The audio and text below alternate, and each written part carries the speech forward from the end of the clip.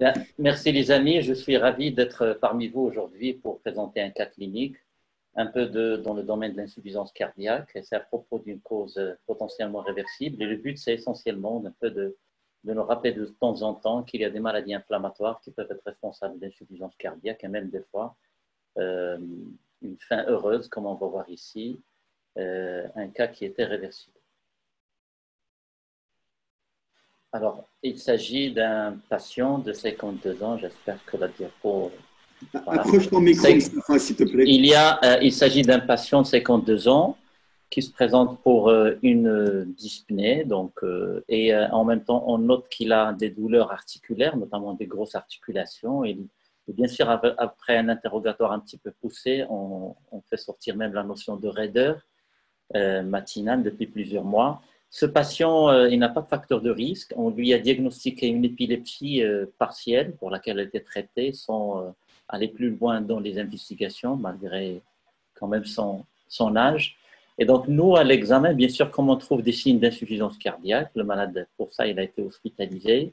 Il n'y avait pas de signe clinique en faveur d'une valvulopathie quelconque. Et la radio, comme vous la voyez, un petit émoussement des cul-de-sac et un ECG qui, comme toute insuffisance cardiaque, souvent, il y a quelques petites anomalies, comme les troubles de repolarisation, mais il n'y a rien d'autre qui soit en faveur notamment d'une cause ischémique. Donc, bien sûr, on va faire l'écho, et l'écho, elle est… alors, j'espère que ça va se lancer. L'écho, elle montre une cardiomyopathie hypokinétique sévère avec une FE qui est de l'ordre de… Vous allez voir si les images passent, de l'ordre de 25%. Oui, les aléas. Et bien sûr, on visualise de façon indiscutable un énorme thrombus très mobile au niveau de la pointe.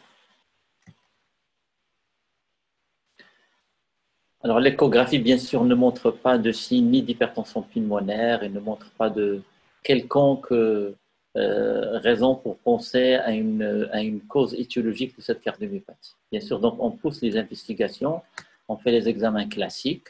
À part une hyperleucocytose qui s'est révélée en rapport avec une infection urinaire qu'on va traiter par la suite. On note pas grand-chose dans son bilan, à part bien sûr cette atteinte rénale et une protéinurie qui est significative. Et puis, il y a un syndrome inflammatoire assez marqué, avec un CRP très élevé. On trouve bien sûr des troponines élevées. Dans ce contexte-là, on les a fait comme ça de façon routinière. Après, il a été un peu difficile de les expliquer. Un contexte d'insuffisance cardiaque avec troponine élevée, il y a énormément d'écrits là-dessus. Est-ce qu'il peut s'agir d'un syndrome coronarien ou pas? Il n'y avait aucun contexte ni clinique ni électrique. Tout de même, on va faire la choro par la suite. Ça va se révéler normal. Et bien sûr, on se lance, comme il a une atteinte articulaire évidente avec une raideur dans un bilan de maladie de système qui, à notre surprise, donc il sort avec un facteur rhumatoïde qui est positif et les anticorps anti-CCP qui sont positifs et tout le reste qui était négatif. Donc on retient bien sûr une décompensation cardiaque sur cardiomyopathie hypokinétique avec dysfonction VG sévère, a priori inflammatoire, ischémique, on va l'éliminer par la coronarographie, mais quand même, après avoir transféré le malade en médecine interne, on a réalisé un électrocardiogramme, un électroencéphalogramme, je ne sais pas les interpréter, mais vous voyez bien, d'après les neurologues, il explique ça comme une épilepsie qui rentre dans le cadre de sa polyarthrite rhumatoïde. Donc, on traite le malade comme on fait d'habitude, un traitement de l'insuffisance cardiaque classique, mais ce qui est particulier avec les AVK, ce qui est particulier ici, c'est qu'après discussion avec les internistes, et étant donné qu'il y a ici une atteinte cardiaque grave et bien sûr une atteinte rénale, alors ils ont opté pour une corticothérapie forte dose de méthylprednisolone à forte dose pendant 3 jours et un traitement immunosuppresseur d'abord par le cyclophosphamide, et après le relais a été pris par le méthotrexate. Et le contrôle, on va le voir, l'échographie 4 ou 5 mois après, strictement normale avec disparition du thrombus.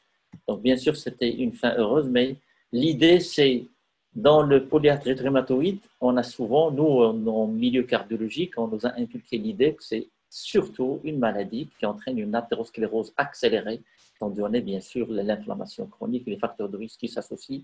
L'atteinte des autres tuniques cardiaques, elle est possible, mais elle reste rare.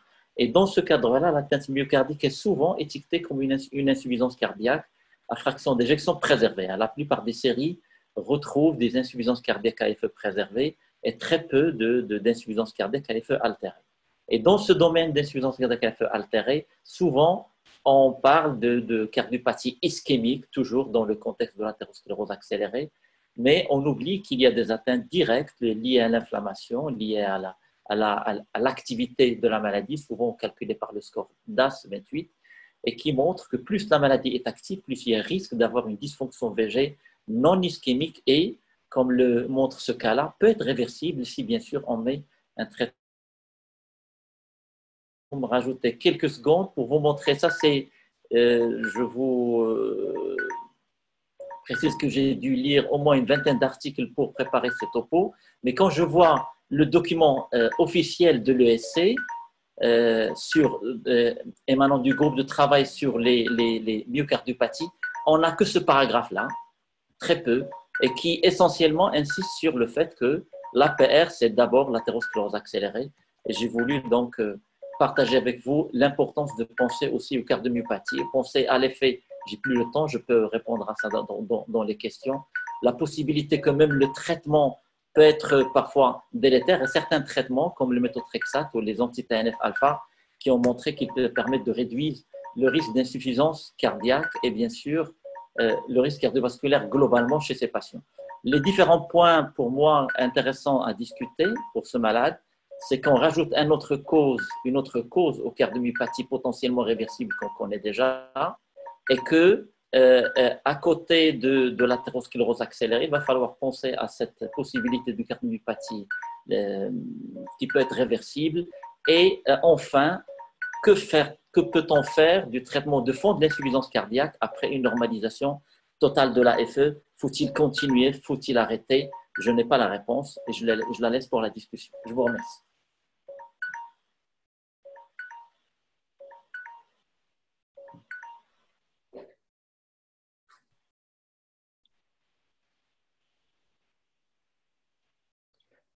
Hassan, ton micro.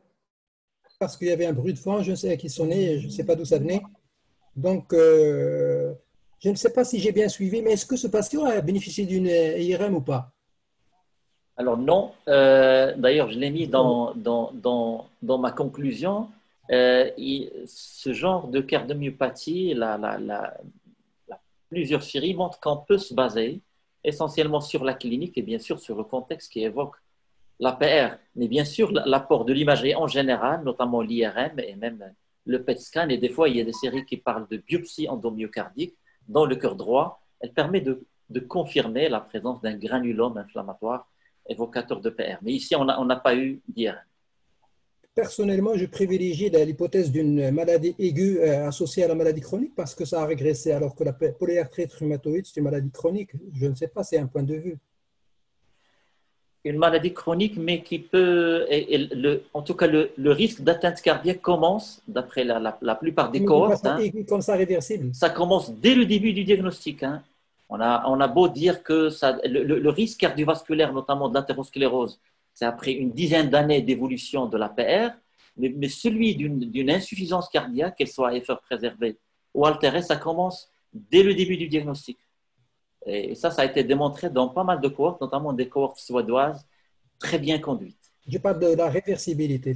La réversibilité, j'étais étonné comme vous. Hassan, on a quelques cas comme ça. La polyarthrite rhumatoïde est une maladie générale qui évolue par poussée, ne l'oublie pas. Donc c'est expliqué par une poussée. On peut avoir une atteinte cardiaque au cours d'une poussée sur un fond de maladie chronique. Justement, Oustad Mostafer, ça me permet de rebondir sur la question finale, celle de faut-il garder le traitement de fond? Puisque effectivement, c'est une maladie qui évolue par poussée, et donc rien n'empêche qu'en arrêtant le traitement, peut-être le malade va refaire une autre dysfonction VG. Je n'ai pas ton expérience dans ce domaine, je peux rien dire. Donc finalement, il y a une question qui est vague, anticoagulation. Et moi, j'aurais posé la question autrement. Est-ce qu'on est en septembre 2020? Est-ce qu'on aurait pu donner un AOD au lieu d'un AVK? Moi, j'aurais plutôt vu la discussion autrement. C'est qu'on a pas mal de fois dans les maladies inflammatoires qui se compliquent de thrombose, on a vu que la corticothérapie marche mieux que les anticoagulants. Et donc, finalement, qu'est-ce qui a fait disparaître le thrombus? Je ne sais pas.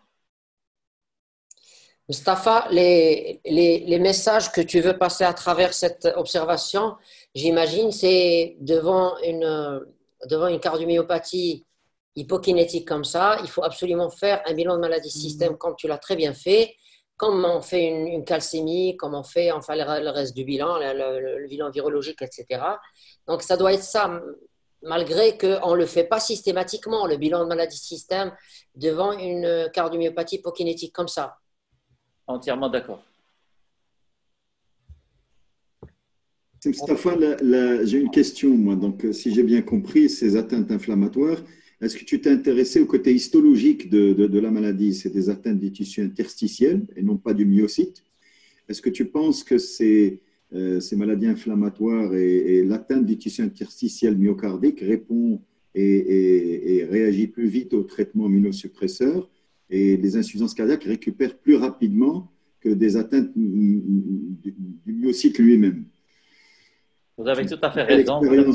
Si on rapproche ça dans le cadre des amyloses aussi, qui peuvent donner des atteintes des tissus interstitiels et donc des dépôts extracellulaires, quel rapprochement ferais-tu entre une insuffisance cardiaque qui est due à une dysfonction du myocyte et celle du tissu interstitiel par rapport au traitement et à la récupération de la fraction d'éjection? Vous avez tout à fait raison. Je crois j'ai essayé de voir ça. Je n'ai pas d'expérience personnelle, je n'ai pas une série. Mais la recherche bibliographique montre que, effectivement, je crois que dans l'avenir, avec les séries, notamment IRM qui sont en cours, on va avoir de meilleures réponses.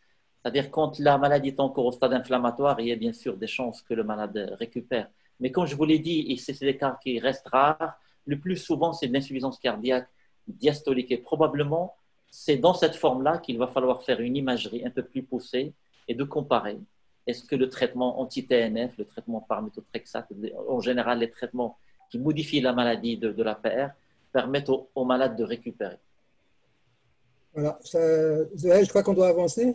Oui. Donc, merci Mustapha pour ce cas intéressant. Donc,